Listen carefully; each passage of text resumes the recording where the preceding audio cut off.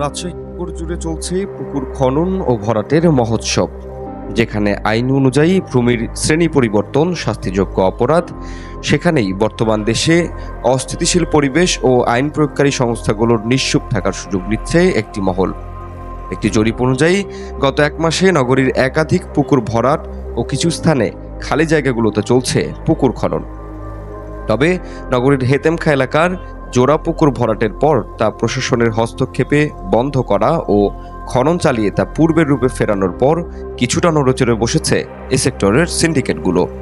অন্যদিকে পরিবেশ আন্দোলনের সক্রিয় সংস্থাগুলো সোচ্চার হতে শুরু করেছে এসব সিন্ডিকেটের দৌরাত্ম্য নিধনে। পুকুর সুরক্ষায় আমাদের একটাই উদ্দেশ্য যে রাজশাহী নগরীতে আর একটিও পুকুর ভরাট করতে দেওয়া হবে না।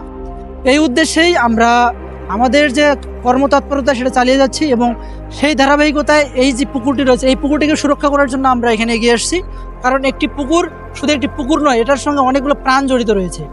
এই প্রাণের সুরক্ষা যদি আমরা করতে হয়, আমাদের পরিবেশকে যদি বাঁচাতে হয়, তাহলে আমাদের এই পুকুরকে সুরক্ষা করতে হবে। এদিকে রাজশাহীর সাগরপাড়া খুলিপাড়ায় একটি ব্যক্তি মালিকানাধীন পুকুরে বাঁধ দিয়ে পুকুরটির চারপাশ দিয়ে রাতের আধারে ফেলা হচ্ছে ভরাট সামগ্রী।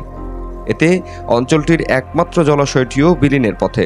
তাই পুকুর হত্যা বন্ধ ও সুরক্ষার দাবিতে ওই এলাকার পুকুরটি রক্ষার্থে যুব সংগঠন youth action for social change YAS ও স্থানীয় এক তরুণের উদ্যোগে একটি মানববন্ধন অনুষ্ঠিত হয়েছে।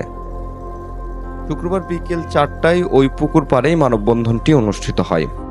4 এলাকার 1.5 কিলোমিটারের মধ্যে আর কোনো পুকুর না থাকায় এ পুকুরটি অতি দ্রুত বন্ধের দাবি জানান মানববন্ধনকারী।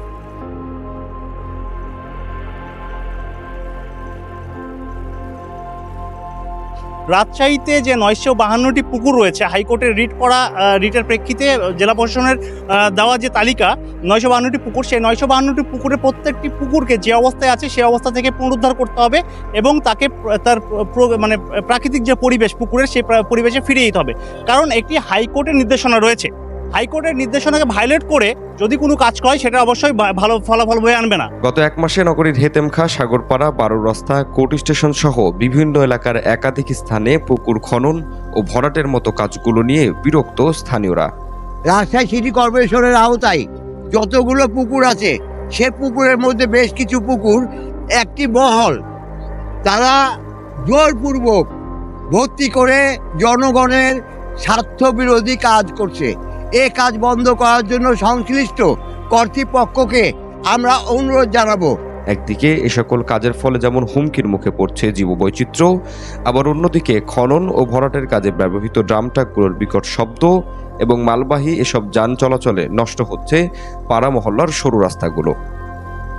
সংশ্লিষ্টরা বলছেন, দ্রুতই এ সকল বিষয়ে প্রশাসনের কঠোর পদক্ষেপ না নিলে অচিরেই হুমকির মুখে পড়বে জীববৈচিত্র্য।